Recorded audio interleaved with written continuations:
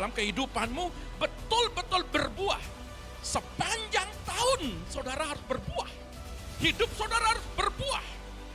Berbuah bagi komunitasmu, berbuah di dalam pelayananmu. Tatkala saudara mengalami yang namanya ketidakadilan, intimidasi, atau apapun yang terjadi dalam hidupanmu, dan saudara belajar sabar di situ, dan saudara menikmati di situ, dan saudara menang di situ, di dalam setiap proses kehidupan, itu keharuman itu muncul. Setiap engkau merasa dikerat, engkau mengalami yang namanya proses kehidupan yang tidak enak sekalipun, datang kepada doa, Tuhan, aku bersyukur. Tuhan senang kalau saudara datang berdoa. Tuhan senang kalau hidupmu punya gaya doa. Tuhan akan tinggal kalau ada doa di rumahmu. Kalau hari ini saudara belum ditolong, tetap berdoa dan mengucap syukur. Tetap berprofetiklah, jangan persoalan menghambatmu untuk datang ke hadiran Tuhan.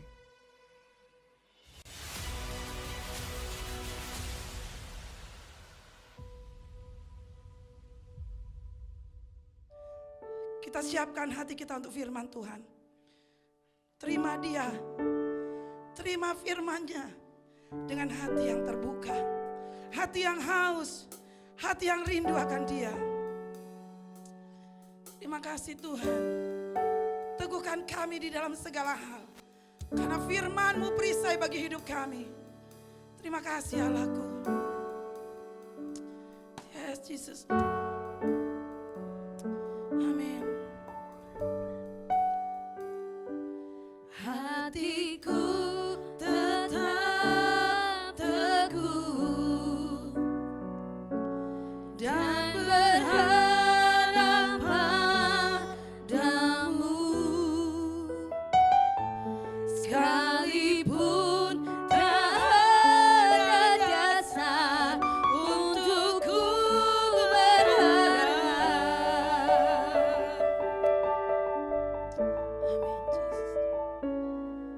Sebab Kau Yesus Tuhan tak pernah ingkar janji-Mu. Kau pasti genapi semua firman-Mu. Amin.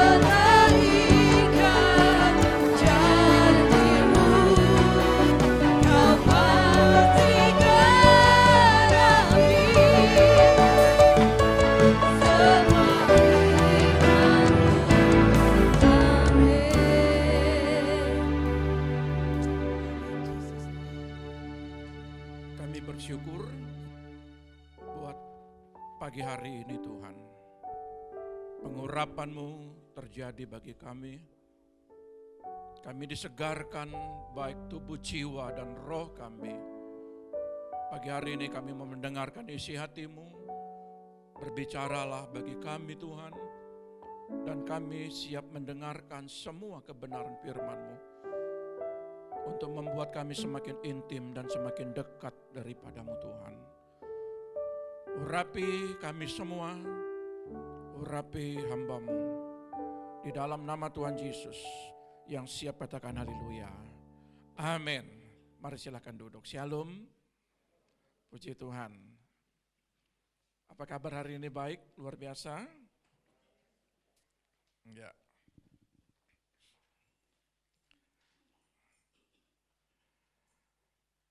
Ya, saudaraku yang terkasih, saya rindu membagikan sebuah kebenaran firman. Tema hari ini adalah bagaimana berbicara tentang aroma yang menyenangkan Tuhan. Kalau kita memperhatikan sebuah kebenaran firman ini adalah sebuah gambaran bagi kita bahwa apa sih yang kita harus lakukan kepada setiap kita sebagai gereja Tuhan untuk kita menyenangkan Tuhan. Nah, saudara lihat bahwa di dalam pelajaran hari ini adalah kita buka dulu dalam kitab Keluaran 30 ya. Mulai dari ayat 34 sampai 38. Salah satu membagikannya.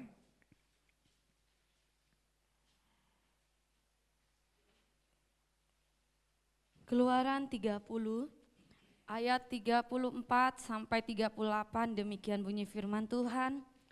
Mengenai ukupan yang kudus, berfirmanlah Tuhan kepada Musa, ambillah wangi-wangian, yakni getah damar, kulit lokan, dan getah rasa malah, wangi-wangian itu serta kemenyan yang tulen, masing-masing sama banyaknya. Semuanya ini haruslah kau buat menjadi ukupan, suatu campuran rempah-rempah seperti buatan seorang tukang, campur rempah-rempah, digarami, murni, kudus. Sebagian dari ukupan itu haruslah kau giling sampai halus, dan sedikit daripadanya kau letakkanlah di hadapan tabut hukum di dalam kemah pertemuan, di mana aku akan bertemu dengan engkau, haruslah itu maha kudus bagimu. Dan tentang ukupan yang harus kau buat, menurut campuran yang seperti itu juga, janganlah kamu buat bagi kamu sendiri, itulah bagian untuk Tuhan yang kudus bagimu. Orang yang akan membuat minyaknya yang semacam itu dengan maksud untuk menghirup baunya, haruslah dilenyapkan dari antara bangsanya. Saudara lihat, ini adalah sebuah pewahyuan yang dulu pernah saya bagikan, tetapi setelah kita lihat dari kata dasar aslinya, ada banyak hal yang Tuhan mau sampaikan kepada gereja Tuhan. Aroma ini berbicara tentang pewahyuan Gunung Sinai yang Allah sampaikan kepada Musa untuk disampaikan ke sebuah ketetapan untuk umat-umat Tuhan menyiapkan dan melakukan apa yang mereka harus lakukan kepada setiap umat-umat pada saat itu. Saudara lihat bahwa kalau kita perhatikan di sini ada 4, getah damar, kulit lokan, ada getah rasa malah, ada kemenyan tulen. Di situ disebutkan ya. Itu murni. Ya, kalau kita lihat dari terjemahan lainnya, kemenyan tulen itu kemenyan yang murni. Tidak boleh dicampur. Ya. Tapi sekarang banyak, kalau kita lihat minyak-minyak urapan, minyak-minyak yang disediakan ya, konsumsi daripada makanan kita itu sudah banyak campurannya ya. Tetapi maksud daripada ayat ini adalah semua harus tulen, murni, kudus ya. Dan itu yang Tuhan mau ke dalam setiap gereja Tuhan. Nah, saudara lihat pelajaran ini adalah pelajaran yang pertama, kita bicara dulu tentang getah damarnya. Ya, getah damar ini atau mur. Ya, aroma minyak yang membuat keharumannya bertahan lama. Saya dulu pernah bagikan tentang mur. Ya, mur ini adalah sebuah pohon yang ada di sekitar Timur Tengah, Libanon. Ya, dia cukup besar dan cara daripada mendapatkan getah ini itu mesti dikerat. Ya, modelnya kayak karet. Kalau saudara pernah memperhatikan model kayak karet itu, pohon karet itu mesti dikerat dan getahnya itu keluar. Nah, mur ini berupa kristal yang ada warnanya ungu, ada warnanya kebiru-biruan ya. Dan saudara lihat, ketika dikatakan sama dengan pohon ini adalah seperti pohon menangis katanya. Dan keluar getahnya, dan dia semakin mengeras. Nah, proses dari setelah dikerat, keluar getah, getahnya semakin hari semakin keras, dan itu belum harum. Dan dia mesti dihancurkan, ya, dihancurkan, ditumbuk dan dihancurkan, baru keluar dia punya aromanya.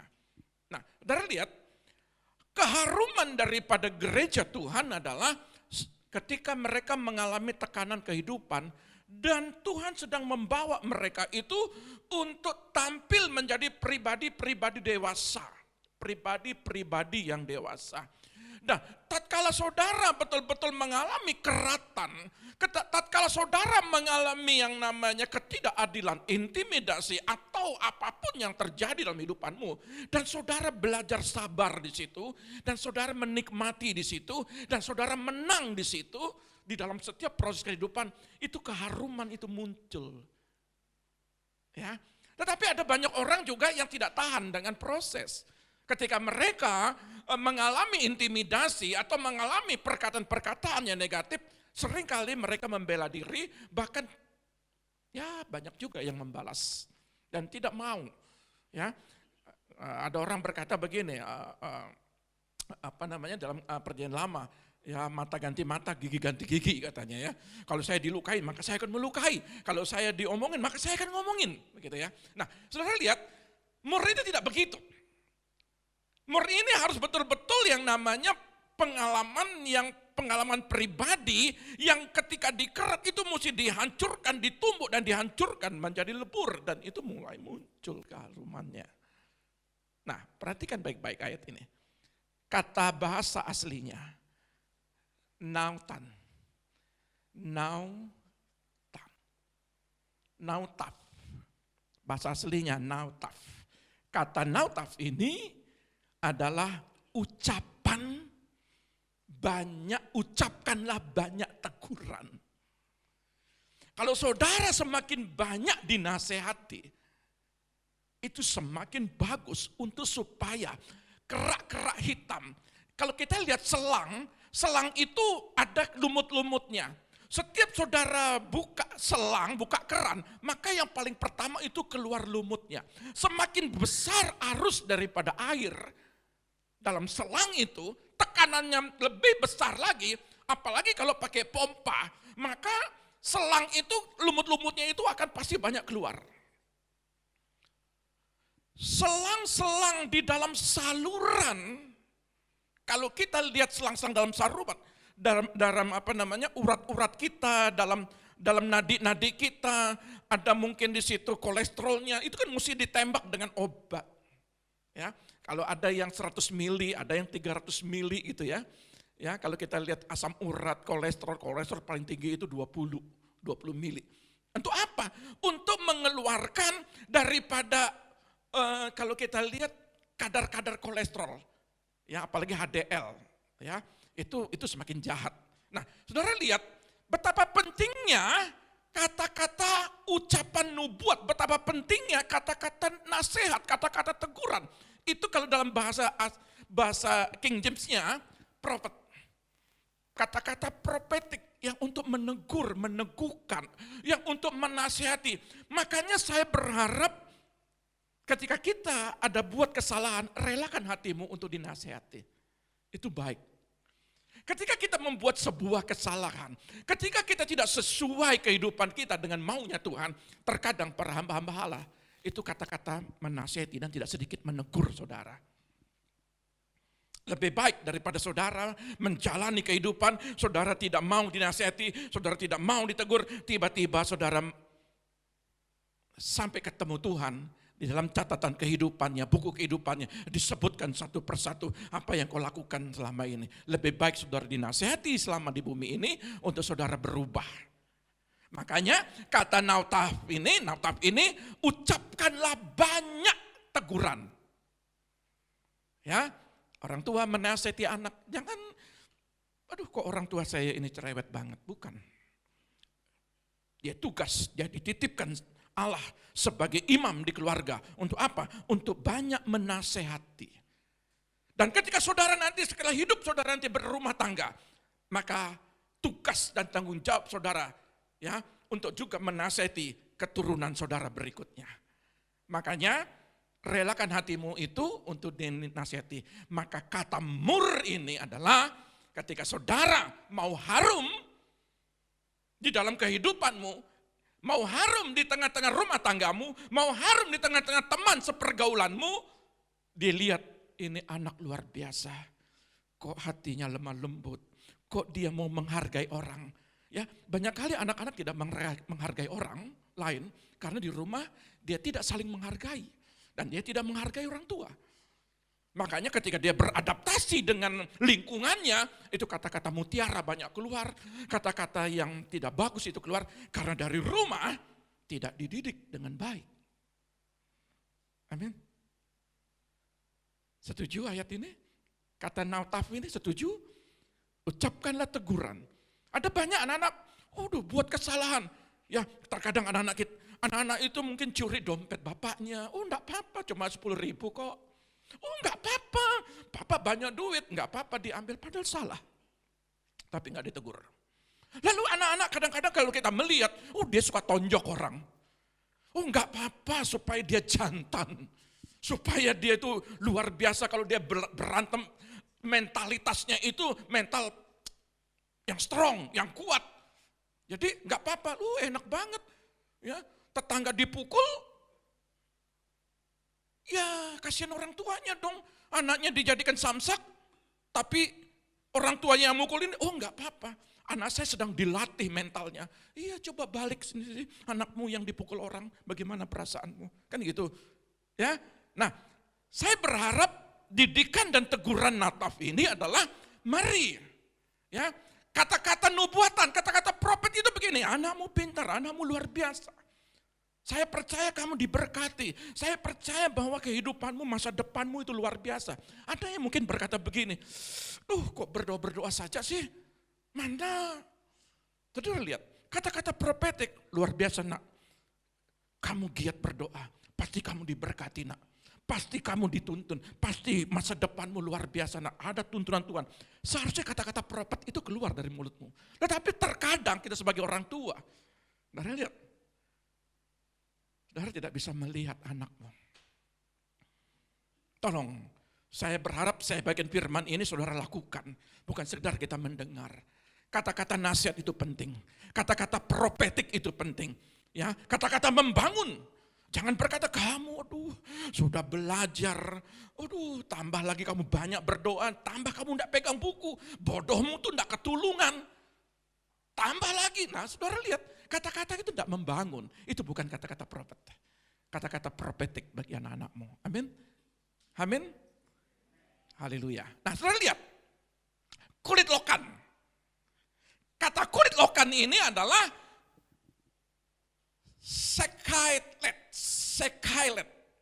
Sekailet bahasa Ibraninya, bahasa aslinya. Nah, artinya kalau dalam terjemahan King James-nya itu Onica.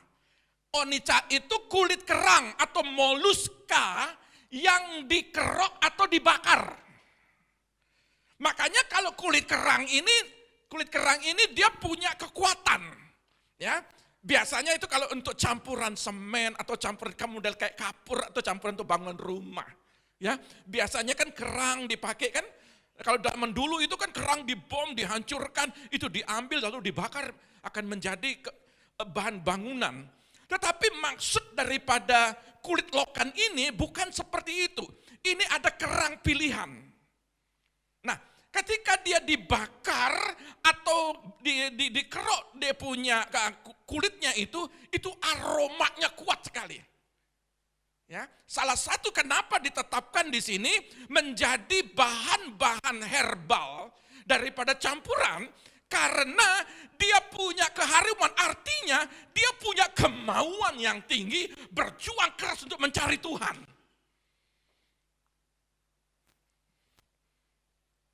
Lakukan ini tanpa perjuanganmu sama yang sudah ditetapkan oleh Musa, oleh Tuhan, oleh Musa.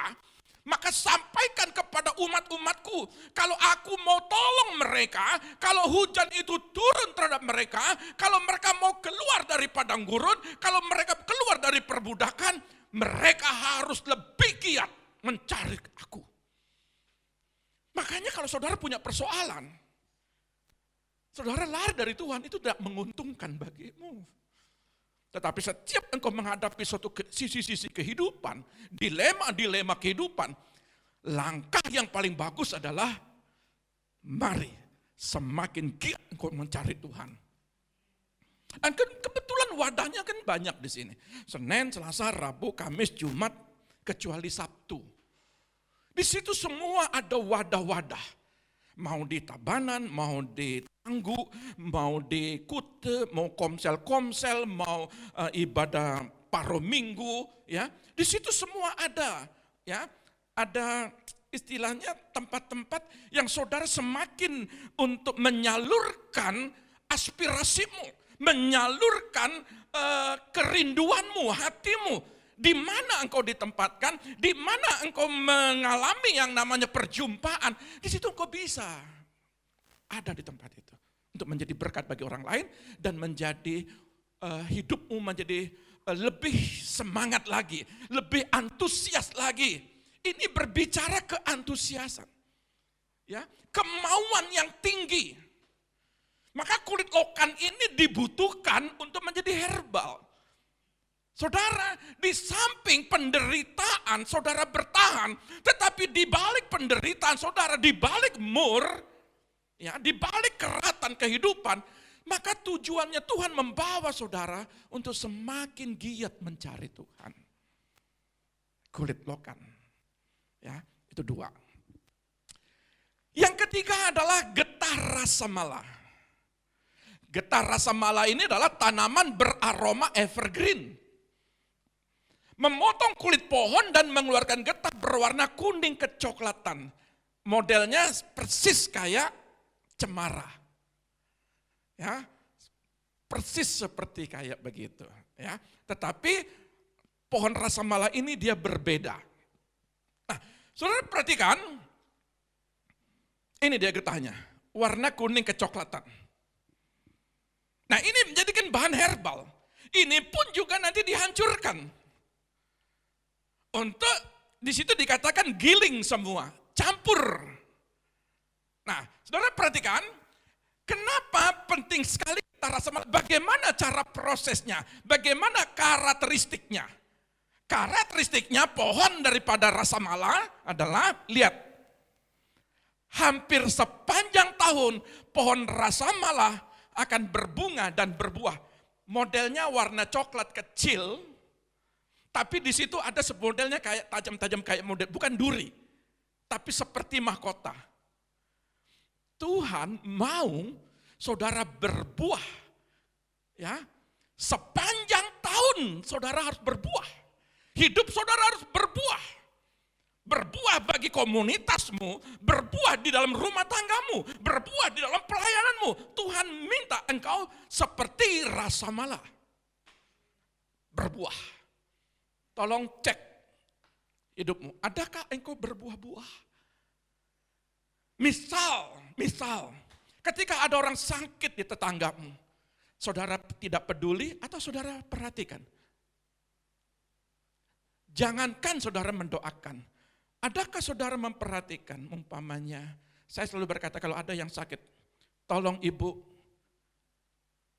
komunikasikan lewat WA, atau bisa berjumpa, atau hampiri mereka.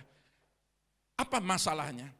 Tapi kami jarang untuk, bukan jarang sih, terkadang kami itu Memperhatikan lewat orang lain, supaya orang lain lewat pelayan-pelayan Tuhan, supaya memperhatikan apa kesulitannya. Terkadang kalau kita berbicara, mereka tutup-tutupin. Oh saya sehat, oh saya diberkati, oh saya luar biasa. Tetapi ketika kami mendengarkan secara langsung dari orang lain, sesungguhnya dia punya persoalan. Baik keluarga, ekonomi, anak-anak, kesehatan. Dan kami banyak tahu. Apa maksudnya ini? Terkadang kita itu nggak bisa berbuah, tetapi kita tutup-tutupin. Tuhan mau dalam kehidupanmu betul-betul berbuah. Amin. Betul-betul berbuah. Nah, karakteristik Ramasala ini hampir sepanjang tahun pohon rasa mala akan berbunga dan berbuah. Terus dikatakan, untuk bibitnya, ini perhatikan, untuk bibitnya buah rasa mala harus diekstrasi. Kata ekstrasi itu dipisahkan. Umpamanya untuk menemukan zat, ya, zat daripada warna. Umpamanya kalau kita cuci baju kita kena noda, mesti pakai baik clean atau so clean untuk memisahkan dari baju putih itu. Perlu zat, ya, perlu dipisahkan. Nah, saudara lihat, selama 2 hari setelah diekstrasi, dijemur, selama 2 hari atau mengeringkannya pada suhu 30 derajat Celcius hingga 40 derajat Celcius selama 20 jam, ya, kemudian buah akan terbuka dan benih dapat diambil. Tetapi sering kalau anak-anak kita diproses, kita nggak mau diproses. Tuhan sedang membuat setiap kehidupan rumah tangga, ya, punya persoalan, tetapi seringkali ketika dengan suhu yang tinggi, artinya apa? Proses yang lebih tinggi, 42 derajat ini cukup panas. Bukan panas lagi, ini kalau model COVID, 38 aja udah COVID. Apalagi 42, itu sudah masuk ICU. Terkadang kita ini diproses, tujuannya apa? Supaya anak-anak kita benar-benar menghasilkan bibit yang unggul. Tapi kita tidak mau. Kita sebagai orang tua tidak terima. Terkadang tetangga mau proses anakmu. Tapi kita tidak terima. Halo, camkan baik-baik ini. Untuk bibitnya, karakteristiknya menghasilkan pohon rasa mala yang banyak lagi. Maka salah satu caranya, dia harus dimasukkan dalam suhu yang tinggi. Kalau mau melihat anak-anakmu luar biasa, terkadang mesti punya zat untuk memisahkan. Terkadang kalau kita mau melihat anak kita di dalam, saya sering kalau lihat anak-anak, ayo, kamu cari sekolah. Di mana kamu sekolah? Kamu berjuang. Kamu punya kerjaan, belum kerja? Oke, kamu cari kerjaan. Kita berdoa di sini. Mereka berjuang. Dan ketika saya mendengar satu diterima, ini diterima, ini diterima. Artinya apa? Dia adalah bibit yang sudah diproses berhari-hari. Terkadang bukan 2 hari, tetapi berminggu-minggu, berbulan-bulan. Mereka tidak melihat jawaban, tetapi sesungguhnya mereka sedang diproses Tuhan. Saudara, izinkan anak-anak muda di tempat ini, anak-anak yang sudah mengalami diekstrasi. Terkadang kami menasihati. Terkadang kami lakukan seperti yang namanya mur. Mungkin itu sampai kepada para orang tua. Kami mendidik mereka dengan apa yang Tuhan sampaikan. Mungkin terkadang kau sebagai orang tua, loh kok kalian dengar Bapak Pendeta, Ibu Pendeta, tertahu. kami tidak sembarang menasehati. Tapi kami harus minta di dalam doa, anak ini mau kemana? Anak ini butuh apa? Dan kami sedang mengarahkan sesuai apa yang Tuhan sampaikan. Terkadang saudara mesti dipisahkan kasih sayang saudara sebagai orang tua. Tetapi kenapa nasihat kami yang banyak masuk daripada nasihat saudara sebagai orang tua? Kenapa? Mari izinkan dia diekstrasi di tempat ini. Mereka sedang dididik di tempat ini. Dan kami tidak akan mengarahkan dengan yang salah. Kami mengarahkan mereka sesuai dengan kebenaran firman. Bukan berarti ketika kami nasihati, bukan arti kami menegur seperti Mur, Naftah. Lalu berkata, Pak Pendeta tidak sayang kepada anak saya. Mari engkau belajar, anakmu sedang dicari menjadi buah, menjadi benih. Dari tempat ini dia menjadi benih. Pada suatu kala dia kembali kepadamu. Dia sudah berbuah lebat. Amin. Terkadang kami suruh mereka berdoa. Terkadang kami suruh mereka itu supaya untuk melayani. Kenapa? Kalau saudara perhatikan orang-orang hebat seperti Daud, ya, keturunan Daud adalah keturunan yang diberkati. Karena apa? Karena mereka taat sama Tuhan. Tetapi lewat Daud, dan Tuhan titipkan kepada keturunan-keturunan mereka. Tetapi ada anak-anak Daud yang mati sia-sia.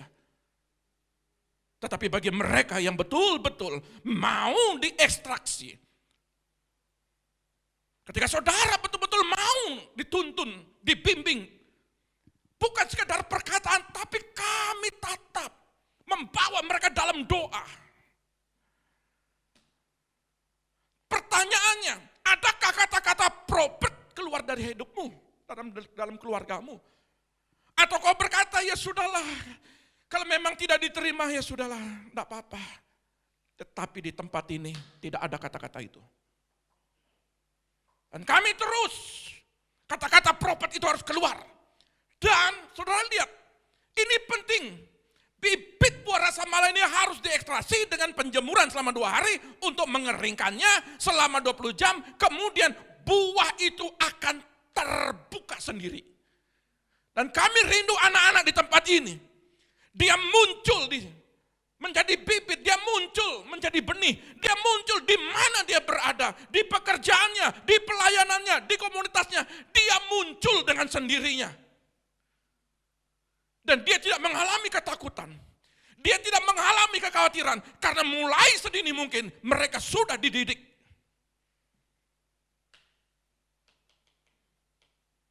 Setuju? Kemenyan tulen. 4 poin itu murni. Aroma hutan yang digunakan sebagai obat dapat mencegah radang sendi, meringankan depresi. Banyak anak-anak Tuhan depresi. Maka dia butuh namanya kemenyan murni. Bahkan di sini kata perubahan suasana hati. Banyak anak-anak suasana hatinya nggak bisa terkendali. Dan dia terobsesi dengan keadaannya. Mengasihani diri sendiri. Saya kok tidak ada yang menolong. Kok tidak ada yang mendoakan? Kok tidak ada yang memberi nasihat? Seolah-olah saya dibiarkan. Anak saya kok seolah-olah disingkirkan. Kok enggak diterima di tempat ini? Saya katakan tidak. Mari engkau belajar kemenyan tulen ini betul-betul ada dalam hatimu. Jangan mudah punya perasaan. Lebih kuat perasaannya. Lebih kuat. Bukan lebih kuat apa Tuhan berkata kepada dia, tetapi dia melihat, kadang-kadang kalau ngomong antara ibu sama ibu, saudara bingung, dia ngomongin saya. Saudara lihat, belajar engkau menguasai suasana hati. Ketika engkau direndahkan orang lain, belajar terima kasih Tuhan. Sekalipun kami direndahkan, tapi Tuhan akan meninggikan. Itu kemenyan tulen. Coba cek. Setiap jemaat cek. Kalau saudara disikut orang, bagaimana hatimu? Kalau saudara diomongin orang, bagaimana hatimu? Kalau saudara ketika disalamin sama pendeta, tetapi satu lupa disalamin atau dilewati, bagaimana suasana hatimu? Atau mungkin engkau ada 2 anak atau 3 anak, lalu yang satu dikasihi, yang satu dikasih duit, yang satu tidak, bagaimana suasana hatimu? Coba cek. Kalau hari ini kau tidak mendapatkan pekerjaan, kalau hari ini engkau tidak mendapatkan yang namanya sesuai dengan pendidikanmu, coba cek bagaimana suasana hatimu. Tapi kalau kemudian tulen, dia tidak terpengaruh dengan keadaannya, karena dia tahu dia sedang dibawa di dalam hadirat Tuhan. Dia sedang dibawa dalam kemah suci. Dia sedang dibawa untuk menjadi keharuman. Itu aroma sorgawi. Saudara sedang dicium. Kata aroma ini, Tuhan ingin mencium suatu wangi-wangian. Wangi-wangian yang ada di kehidupanmu. Kalau usahamu lagi turun, kalau pekerjaanmu lagi turun, tolong cek hatimu terganggu enggak? Terganggu enggak? Berarti kalau terganggu, berarti saya ada masalah dengan kemenyan murni ini. Ada masalah. Ya? Setuju? Nah, dari ukupan itu, tolong dilihat. Dikatakan, ada kata digarami. Betul? Tolong dibacakan, tolong dibacakan. Ayat 35 dari Keluaran 30. Semuanya ini haruslah kau buat menjadi ukupan, suatu campuran rempah-rempah, seperti buatan seorang tukang campur rempah-rempah, digarami, murni, kudus. Digarami, murni, kudus. 3 poin. Digarami, murni, kudus. Ini harus digiling sampai halus. Dan herbal-herbal itu juga digiling sampai halus, dicampur. Kenapa dikatakan murni, kudus? Kalau tanpa kemurnian hatimu, maka pelayananmu itu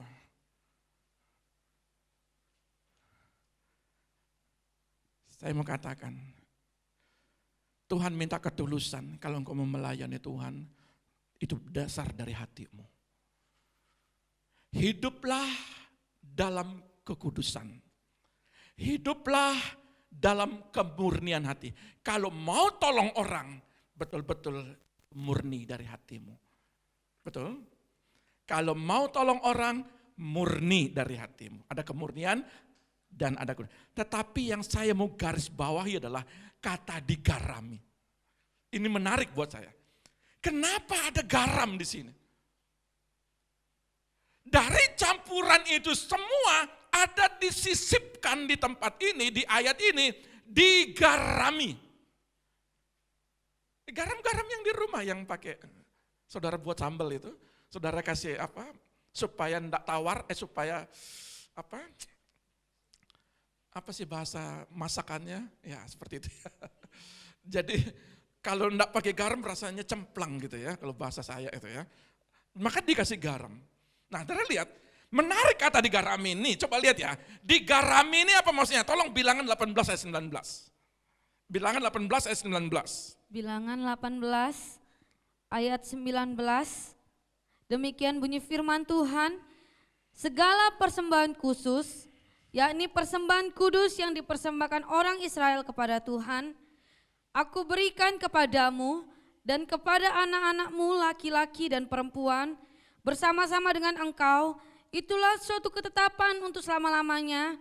Itulah suatu perjanjian garam untuk selama-lamanya di hadapanmu Tuhan bagimu serta bagi keturunanmu.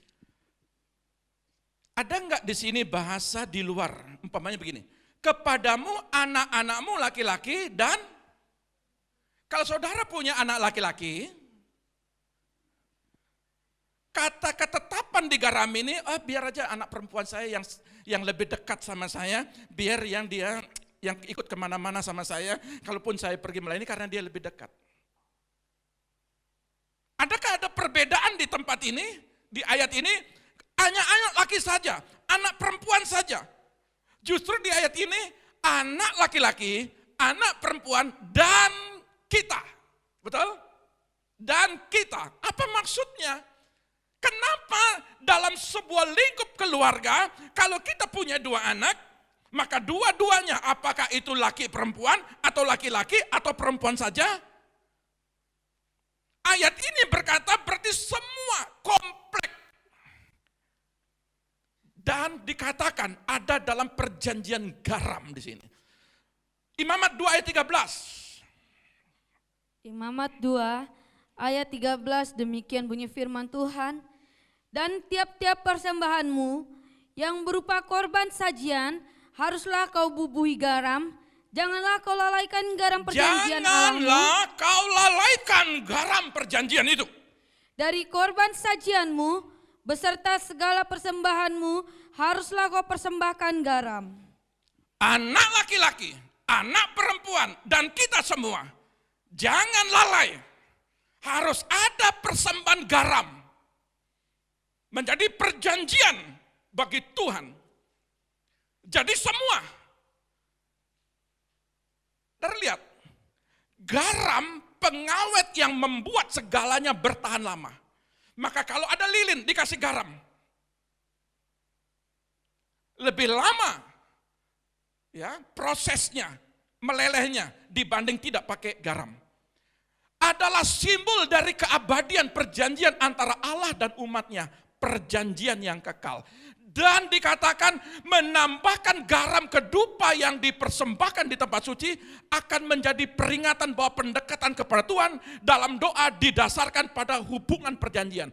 Artinya, kalau saudara menghadap Tuhan, anak laki, kalau saya punya anak laki, ada anak perempuan. Kalau saya punya anak perempuan, maka mereka semua harus datang kepada Tuhan. Jangan lalai. Jangan lalai di sini. Jadi kalau saudara mau melihat 4 herbal ini terjadi, sama seperti rasa malak, artinya buah yang punya benih, punya bibit yang unggul. Artinya anak perempuan, anak laki di hadapan Tuhan itu diberkati. Tidak pilih-pilih, Tuhan tidak pilih-pilih. Kalau di zaman perjanjian lama, anak laki itu betul-betul dapat berkat. Tidak dihitung, sama seperti Dina. Dari 12 anak Yakub, ada namanya Dina, anak perempuan, tidak dihitung di sini. Tetapi Tuhan akan hitung saudara. Tidak ada perbedaan, anak laki, anak perempuan diberkati, asalkan datang kepada Tuhan. Jadi ini sebuah ketetapan perjanjian abadi. Jadi kalau anakmu salah satu tidak mau mencari Tuhan dengan sungguh, sama seperti kulit lokan, dengan keras hati, dengan sungguh-sungguh, bekerja keras untuk mencari Tuhan, siapa yang mencari Tuhan? Kalau anak lakinya giat mencari Tuhan, maka anak laki diberkati. Kalau anak perempuan yang giat mencari Tuhan, maka anak perempuan yang diberkati. Jadi ketetapan ini jangan engkau lalai. Dan Tuhan sampaikan kepada setiap umat Tuhan, jangan lalai. Jangan kau merasa bahwa, aduh saya tidak mau kalau anak saya diproses. Biar, terkadang anak kita kalau mengalami sakit, kalau bila perlu jangan anak saya sakit. Bila perlu Tuhan sakit itu timpakan kepada saya. Itu wajar sebagai orang tua. Tapi saudara tahu, dia dididik sama Tuhan. Untuk apa? Suatu kelak, dia menjaga kesehatannya. Dia menjaga tubuhnya dengan baik. Ada banyak orang ketika dia tidak menjaga tubuhnya dengan baik, dia mengalami yang namanya proses sakit. Saudara tahu, supaya ke depan ketika Tuhan berikan kesehatan, dia menghargai tubuhnya. Setuju? Perjanjian. Nah, Mazmur 141 ayat 2. Konteks daripada Keluaran 30 ini dari kitab Kejadian sampai Maleki tidak disebutkan tentang doa ukupan ini. Tetapi ada satu ayat 141 ayat 2 dalam kitab Mazmur mampu menjelaskan kita dengan baik. Tolong. Mazmur 141 ayat 2, demikian bunyi firman Tuhan. Biarlah doaku adalah bagimu seperti persembahan ukupan, dan tanganku yang terangkat seperti persembahan korban pada waktu petang.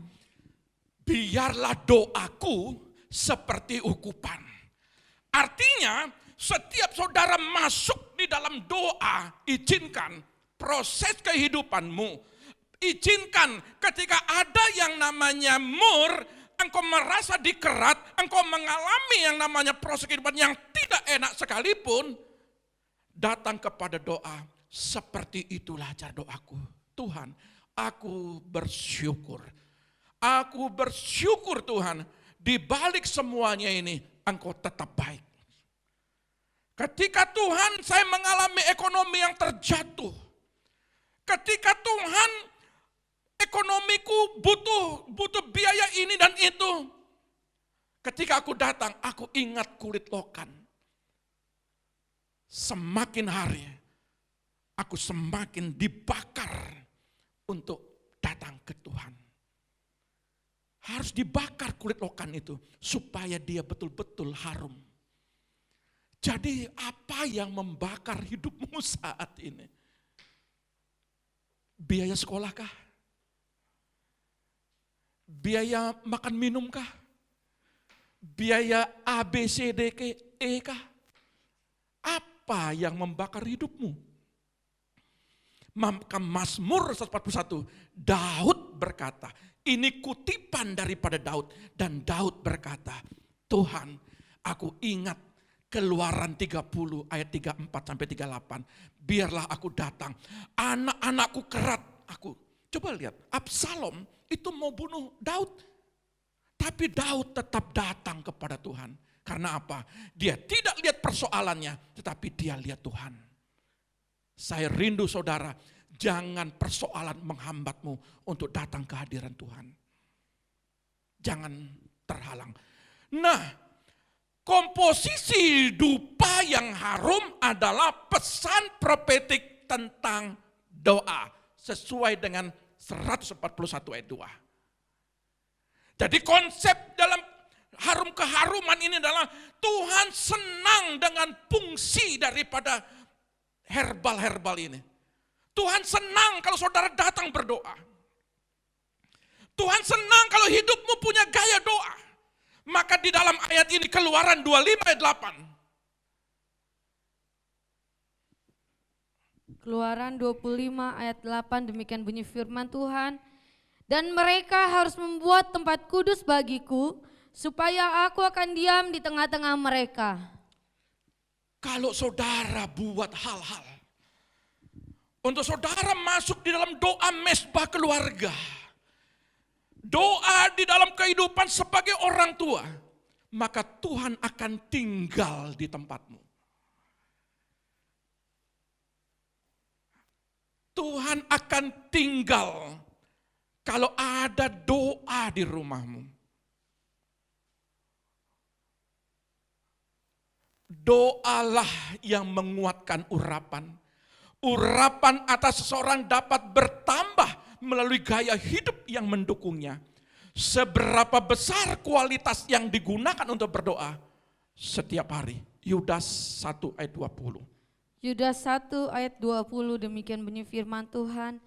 Akan tetapi kamu saudara-saudaraku yang kekasih, bangunlah dirimu sendiri di atas dasar imanmu. Bangun dirimu di atas dasar iman. Apa yang engkau alami saat ini, tetap beriman. Yang paling suci. Yang paling suci. Dan berdoalah dalam Roh Kudus. Berdoalah dalam Roh Kudus. Jadi daripada herbal-herbal ini juga berbicara. Inilah yang membuat ukupan yang harus Musa lakukan. Dan ukupan dan ukuran yang harus lakukan. Berdoalah di dalam Roh Kudus. Bangun imanmu, bangun hatimu yang paling suci. Arti kata suci adalah kalau saudara buat kesalahan, cepat minta ampun. Nanti saya akan jelaskan dalam Ibrani 9 ayat 3. Itu tirai sudah dirobek. Artinya apa? Tidak ada satupun dalam diri pribadi jemaat. Kalau engkau berdoa datang kepada Tuhan, itu engkau ditolak, tidak ada. Pewahyuan daripada Rasul Paulus, setiap orang yang berdoa, dia akan berjumpa dengan Tuhan. Tetapi dalam perjanjian lama, dalam pewahyuan daripada Gunung Sinai, yang dilakukan kepada Musa, mesti ada aturan-aturan dan aturan-aturan. Tetapi sekarang, saudara cukup bawa hati saudara kepada Tuhan. Tuhan, saya lakukan kesalahan ini, minta ampun Tuhan. Tuhan mengampuni. Tuhan, dalam setiap hari saya sudah jarang berdoa. Tuhan, kalau hari ini berikan saya Tuhan kulit lokan. Berikan saya Tuhan semangat, berapi-api untuk mencari Tuhan. Kalau saudara lihat anak-anak saudara, saudara ingat getar rasa malah. Saya mau Tuhan, anak-anak saya Tuhan benih yang baik. Ketika benih yang baik, ketika dia mendengar firman, maka anak-anak saya semakin setia dengan Tuhan. Jadi 4 poin ini, saudara menjadi sebuah gambaran kepada Tuhan. Gambaran 4 poin ini menjadi gambaran gereja Tuhan. Maka gaya hidup berdoa, sikap hati memberi sesuatu penghormatan kepada Roh Kudus. Dan keputusan melatih diri untuk bertekun dan taat dalam berdoa akan membukakan rahasia surga. Ayat terakhir kita, Filipi 4 ayat 6. Filipi 4 ayat 6, demikian bunyi firman Tuhan. Dengar baik-baik ayat ini. Janganlah hendaknya kamu khawatir tentang apapun juga. Jangan khawatir tentang apapun juga. Tetapi nyatakanlah dalam segala hal keinginanmu kepada Allah. Nyatakan itu kepada Tuhan. Dalam doa dan permohonan. Dalam doa dan permohonan. Dengan ucapan syukur. Ingat, apapun kata ucapan syukur, kata terakhir itu ucapan syukur. Artinya, kalau hari ini saudara belum ditolong, tetap berdoa dan mengucap syukur. Kalau hari ini anak-anak saudara belum dilihat menjadi bibit yang unggul, artinya masa depannya belum terlihat. Belum mendapatkan pekerjaan yang sesuai yang saudara harapkan. Tetap mengucap syukur dan tetap berdoa. Jangan mengeluh. Tetap kata Mur, berprofetiklah, anakku diberkati. Setuju ya? Ini sebuah pewahyuan yang luar biasa. Kita hidup pada situasi krisis di mana banyak umat Tuhan putus asa dan berkecil hati karena masalah yang membingungkan dan tidak berdoa. Kalau mereka tidak berdoa pada saat seperti itu, hanya akan membawa seseorang kepada kekecewaan dan stres berat dan berkepanjangan. Jadi stres kalau tidak berdoa, marah, ngamuk, ya. Lihat kekurangan, orang diberkati, saudara yang bingung. Ya, diberkati motor saudara yang bingung. Sorga digedor-gedor. Sorga digedor-gedor, Tuhan kenapa dia diberkati, aku tidak. Itu orang stres. Betul ya? Lu anaknya sekolah luar biasa di SMA negeri, di SMP negeri, atau di kuliah negeri. Saudara bingung, kok saya nggak diterima Tuhan. Saya sudah berdoa banyak. Dasar dia Tuhan tidak pernah berdoa, tapi Tuhan tolong. Ingat, Tuhan itu punya kasih karunia. Hukum kasih karunia di sebelah Yesus. Tuhan ingat-ingat akan aku. Hari ini juga engkau bersama-sama dengan aku. Artinya Tuhan punya kasih karunia. Kalau hari ini saudara diberkati Tuhan, ditolong Tuhan, itu kasih karunia. Ya, tetap mengucap. Mantap. Tetap mengucap. Catat baik-baik. Ya, kalau sampai hari ini ada yang tidak mengucap syukur, ingat kata Pak Pendeta. Mari para pemusik kembali.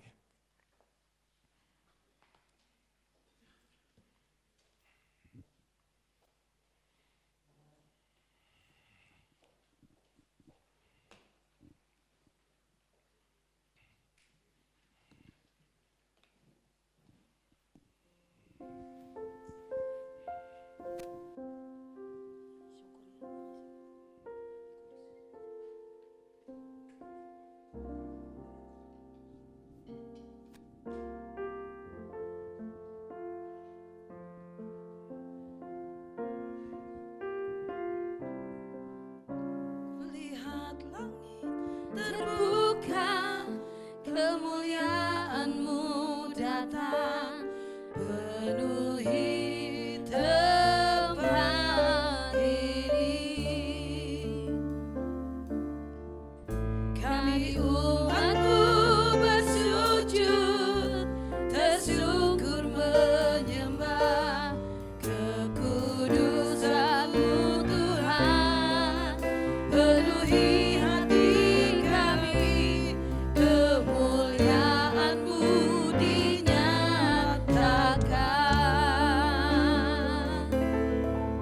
Kulihat langit terbuka, kemuliaan-Mu datang, penuhi tempat ini. Kami umat-Mu bersujud, tersungkur menyembah kekudusan-Mu Tuhan, penuhi hati kami, kemuliaan-Mu dinyatakan. Nyanyi kudus, kuduslah Tuhan Allah Maha Kuasa. Nyanyi kudus,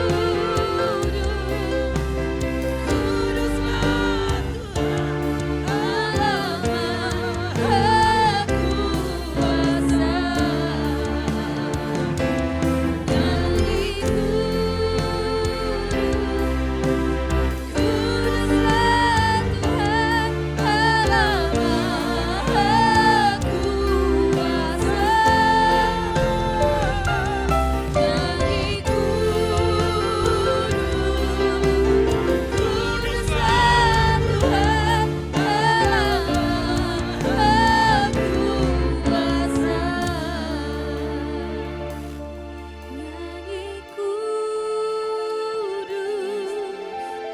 kuduslah Tuhan Allah Maha Kuasa.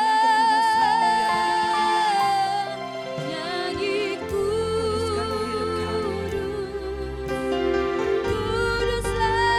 Tuhan Allah Maha Kuasa.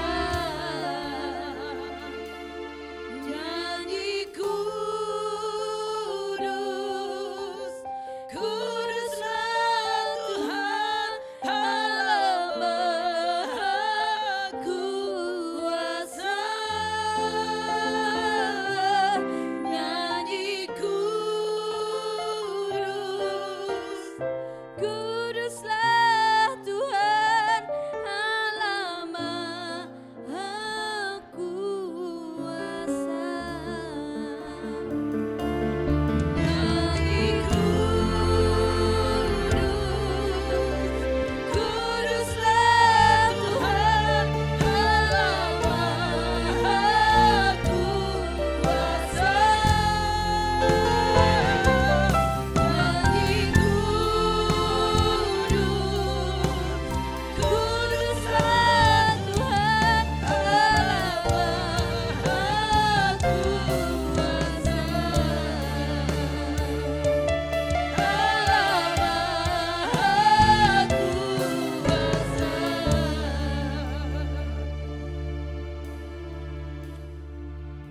Engkau dahsyat Tuhan atas hidup kami. Sungguh Engkau sangat kudus Tuhan. Itu sebabnya sucikan dan kuduskan kami. Layakkan kami Tuhan, untuk kami boleh menikmati hadirat-Mu hari ini. Di dalam hadirat-Mu hidup kami diubah. Kami rindu mengalami perjumpaan dengan Engkau Tuhan. Sucikan dan kuduskan kami. Sebab Engkau kudus. Engkau sungguh sangat kudus Bapa. Jamah dan lawat setiap umat-Mu Tuhan. Hiarara mana siana rala mana takan inarara mana rala mana siana rala mana takan.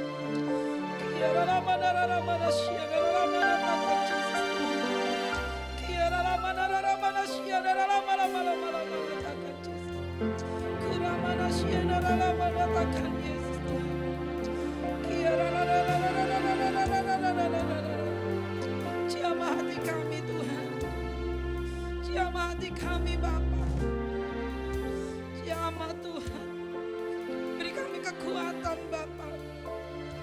Bersamamu kami sanggup melakukan di dalam segala hal.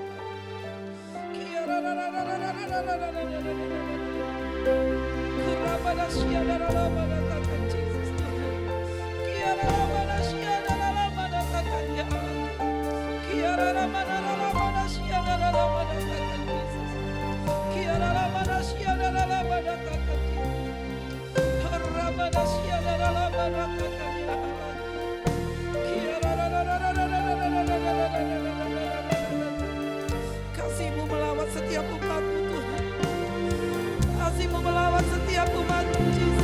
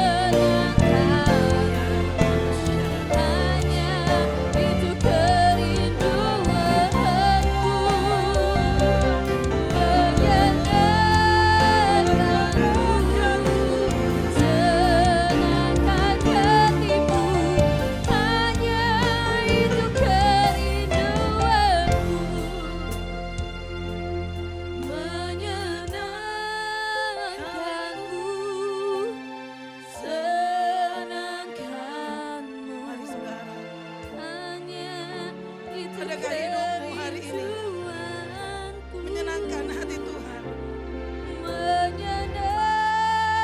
Mari kita lihat pribadi kita saat ini. Biarlah seluruh kehidupan kita boleh menyukakan hati Tuhan. Karena itu yang Dia kehendaki atas hidup kita.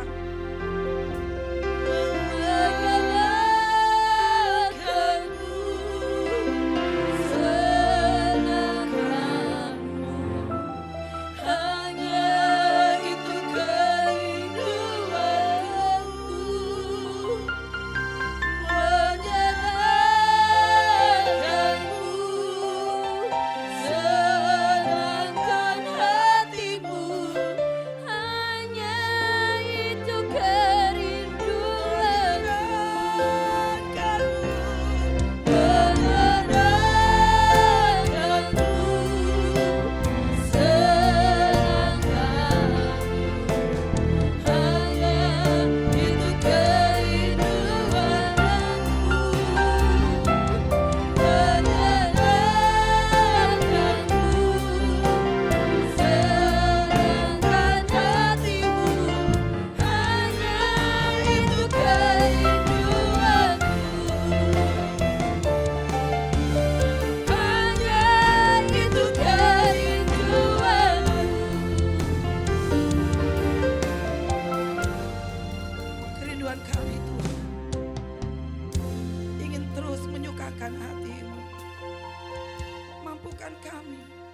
Sucikan dan kuduskan kami, agar setiap persembahan kami, doa-doa yang kami naikkan merupakan dupa yang berbau harum Tuhan.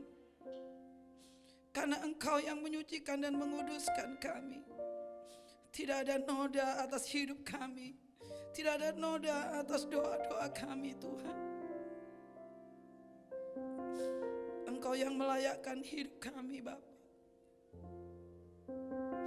Sucikan dan kuduskan kami selalu Tuhan, agar kami tetap menikmati hadirat-Mu. Kesukaan bagi kami tinggal bersama-sama dengan Engkau ya Allahku. Hamba serahkan umat-Mu ke dalam tangan-Mu.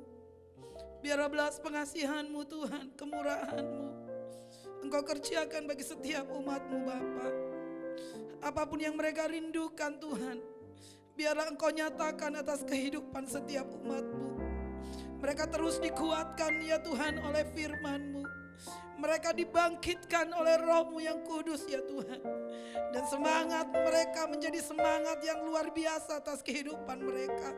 Semangat yang di dalam Engkau untuk membuat sebuah terobosan atas kehidupan mereka. Itu sebabnya mampukan mereka di dalam segala hal Bapa. Yang sakit Engkau sembuhkan, yang lemah Engkau kuatkan Tuhan. Yang di dalam keadaan kekurangan, mari Tuhan Kau turun tangan, Kau nyatakan Bapa. Engkau berkati setiap umat-Mu, bukakan tingkap langit-Mu Tuhan, agar nama-Mu dipermuliakan di tengah-tengah umat-Mu. Tidak ada kuasa yang lain selain kuasa-Mu Tuhan. Engkau nyatakan segala sesuatunya atas hidup setiap umat-Mu. Berkati mereka Tuhan, berkati Bapa. Hamba serahkan setiap umat-Mu ke dalam tangan-Mu. Di dalam nama Yesus, yang percaya katakan haleluya. Amin. Kita akan akhiri ibadah kita hari ini, dan kita mau menerima berkat dari Tuhan.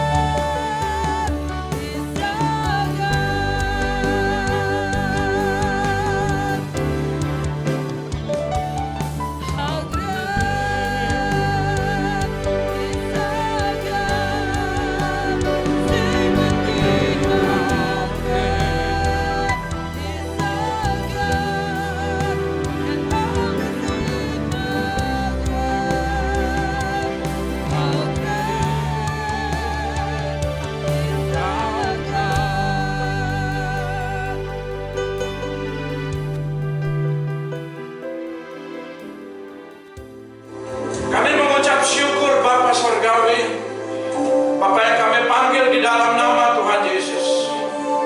Saat ini Tuhan Engkau memberkati sidang jemaat-Mu dimanapun mereka berada.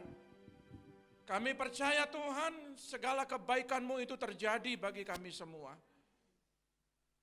Dan kami mengucap syukur dan kami berterima kasih kepadamu bahwa Engkau Bapa yang baik terhadap setiap kami. Kami serahkan hidup kami dalam tangan-Mu Tuhan, mulai saat ini sampai hari-hari berikutnya tetap ada dalam pengawasan-Mu. Terpujilah Engkau Tuhan. Mari sidang jemaat Tuhan angkat kedua tangan-Mu, terimalah berkat Bapa Surgawi. Diberkatilah keluarga-Mu, diberkatilah anak-anak-Mu, diberkatilah kesehatan-Mu, diberkatilah pendidikan anak-anak-Mu, diberkatilah lumbung-lumbung-Mu. Apa yang Kau kerjakan lewat tangan-Mu dibuat berhasil. Setiap kaki-Mu melangkah, Tuhan selalu menuntunnya. Sehingga penuhlah sukacita-Mu. Engkau diberkati di bumi, Engkau juga diberkati di sorga. Di dalam nama Bapa, Putra dan Roh Kudus, di dalam nama Tuhan Yesus, yang diberkati Tuhan katakan haleluya. Amin. Tuhan Yesus memberkati.